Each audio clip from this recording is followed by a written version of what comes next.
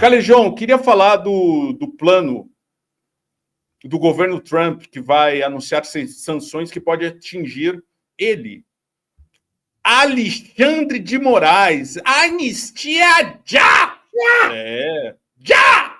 O governo Trump aqui vai anuncia sanções que podem levar o ministro Alexandre de Moraes a ser persona não grata. Anistia!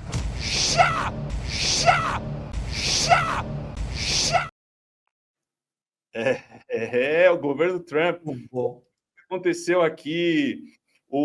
Quem traz essa notícia é o nosso querido companheiro Jamil Chad, monstro sagrado.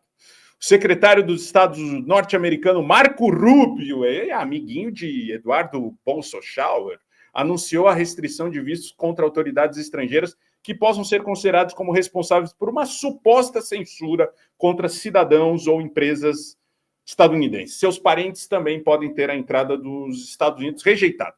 A medida é uma reação a governos, parlamentos ou cortes que possam pressionar plataformas digitais por medida de moderação e na defesa da democracia.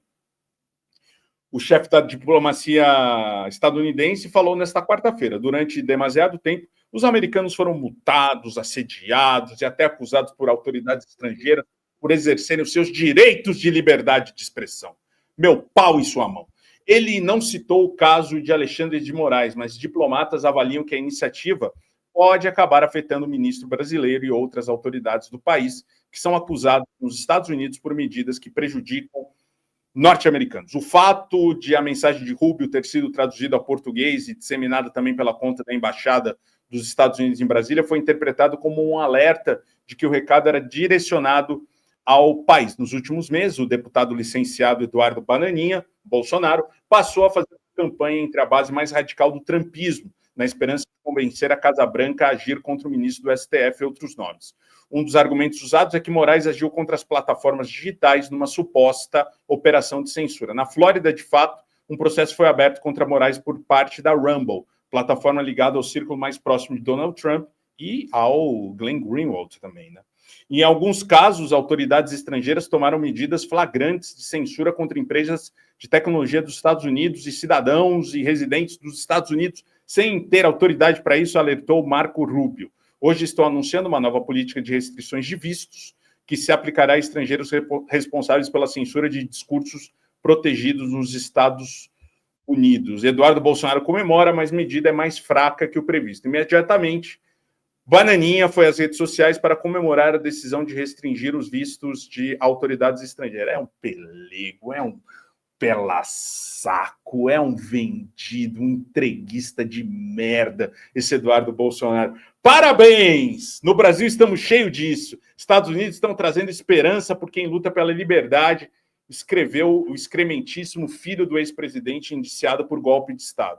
Mas a medida é muito mais suave do que ele e seus aliados anunciavam, com a inclusão de Moraes em listas de pessoas que teriam seus bens confiscados e até parentes afetados eventualmente. Por enquanto, nada disso ocorreu. Entre membros do governo brasileiro, o gesto de Trump foi considerado como genérico demais e até uma possível ação apenas para dar satisfação à base mais radical. Por enquanto, Itamaraty não vai se pronunciar, mas a ordem é a de manter vigilância. O governo de Lula prepara uma resposta política forte caso Donald Trump opte por aplicar sanções específicas contra o ministro Alexandre de Moraes. Não há previsão de um gesto americano, que o gesto americano seja respondido com retaliações ou sanções por parte do Brasil, mas o governo se prepara para declarar que o ato seria uma ingerência inadmissível nos assuntos domésticos do país, Calejão. Está aí o governo Trump contra Alexandre de Moraes, ou não? Não, na verdade, assim, tem os interesses do Musk aí, tomados ao trumpismo MAGA, que querem levar o imperialismo estadunidense para um novo patamar, considerando as mudanças que estão em curso no mundo nesse momento, Beze.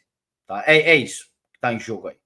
Não tem. É óbvio que eles vão instrumentalizar uma figura como o Eduardo Bolsonaro, mas você imagina o seguinte: o Eduardo Bolsonaro é um estagiário nessa empresa que o Elon Musk é o CEO. Tá? Tipo assim, ele não sabe. Quem... olha, tem algo que pode ser usado para avançar a sua agenda. Então vamos pegar e utilizar isso. Quem é que está veiculando esse algo? É esse palhaço. Então pega esse imbecil aí, sei lá. Você entende? Não é que o Eduardo Bolsonaro tenha a mínima relevância nesse contexto. Agora, se o que o Eduardo está reivindicando puder ser instrumentalizado para atacar o Alexandre de Moraes, que é uma figura que está estabelecendo um precedente perigosíssimo para o Musk, que é montar um estudo de caso, digamos assim, estabelecer uma prudência de como um Estado-nação pode resistir ao assédio dessas big techs. Aí, de fato, isso vai ser feito. Não é para atender a demanda bolsonarista. Essa galera não tá nem foda-se quem é Jair Bolsonaro, quem é Eduardo Bolsonaro, quem é o neto do bunda no pudim, do ditador lá. Que se foda essa galera, Pese. Sabe nem quem é, meu irmão. Eles estão olhando para um cenário muito maior, muito mais amplo, no qual eles querem utilizar as big techs como principais reguladores da sociedade internacional. Não só big tech a lá Twitter, Instagram e o caraca, mas rede de satélite, coisas que têm que ser utilizadas para efetivar posicionamento militar, produção de carro IV, enfim, um sem número de coisas, SpaceX e esse tipo de coisa. E aí, não por acaso, você já leu esse aqui, Bezi? Você não leu, seu animal. Eu não li, mas eu vou ler esse aqui, Calejão. Qual que é? Eu li, pior que eu li. Eu li O Poder e Desigualdade, mas eu vou ler esse aqui, ó. Padres Gays, que chegou aqui, ó. Grande livro também. De quem que é esse aí? Padres Gays, Brandon Silva.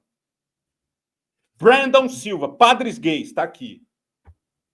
O Bezi. Você tá procurando livro, o que você escreveu, você não lembra.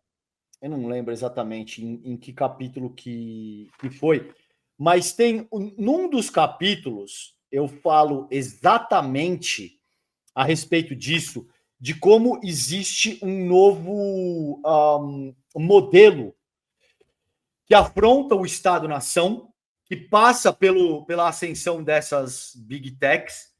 E o Varoufakis também, um outro livro aqui que eu queria mostrar para vocês, que fala do tecnofeudalismo, a despeito de eu não concordar totalmente com o argumento do Varoufakis, porque ele fala que o tecnofeudalismo substitui o capitalismo e eu não vou tão longe. Mas isso aí é outra história, a gente pode falar disso aí em outra ocasião, entendeu? Mas nesse... Agora eu estou na dúvida se foi no Poder e Desigualdade ou se foi no Esfarrapados que eu faço esse argumento. Mas o que está em curso aí é exatamente isso. É algo muito mais amplo, um novo paradigma de funcionamento da sociedade internacional e no qual o trumpismo e figuras como o Musk querem agir como imperadores. O Trump nem esconde isso, Bezi. Ele disse isso explicitamente. No primeiro mandato eu era presidente dos Estados Unidos, agora eu mando no mundo. Ele disse isso, meu pai. Ele disse abertamente isso. Agora eu mando no mundo. Aí pegaram o Xandão de peruca, um cara que falou, não. O Brasil é um país soberano, tem uma ordem jurídica, essa ordem vai ser respeitada e nós vamos regulamentar essa porra dessas redes aí. Vamos fazer via Congresso? PL 2630? Não, é ruim por causa disso e daquilo, não avançou. Então tudo bem, então no limite essa porra vai bater no STF, que é o guardião do nosso texto constitucional.